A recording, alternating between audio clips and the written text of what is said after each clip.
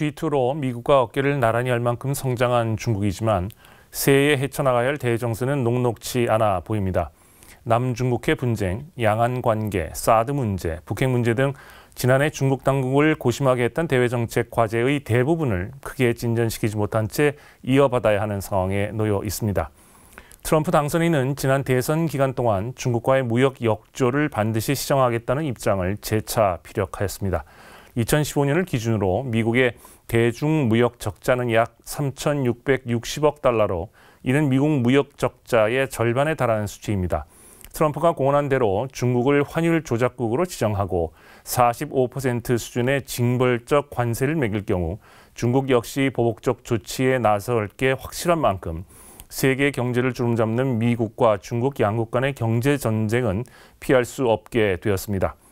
남중국해는 미국과 중국의 대외 정책 구상과 전략이 서로 맞물린 가운데 경쟁하는 지점인 만큼 2017년도에도 미중 간의 치열한 줄다리기가 예상되는 곳입니다.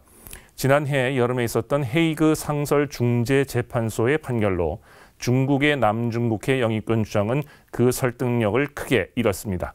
그리고 인공섬의 건설과 같은 중국의 공세적인 현상 변경의 시도는 중국의 경쟁 상대인 미국, 일본과 동남아 국가 사이를 가깝게 하고 항행의 자유를 포함하여 남중국해 인근의 미국의 군사행동에 명분을 제공하였던 것이 사실입니다.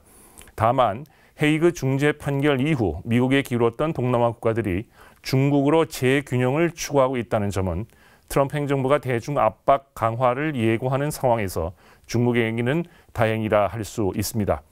더욱이 두테르테 집권 이후 대중 압박의 최전선에 있었던 필리핀이 미국과 거리를 두고 독자 노선을 걷고 있는 점도 크게 반길 만한 변화이기도 합니다.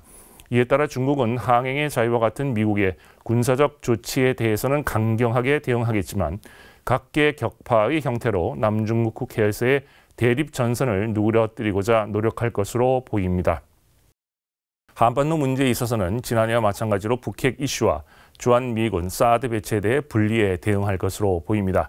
중국은 북핵 문제에 대해서는 북한의 비핵화를 위해 협력하였으나 주한미군의 사드 배치 문제에 대해서는 강력하게 반발하는 모습을 보였었습니다.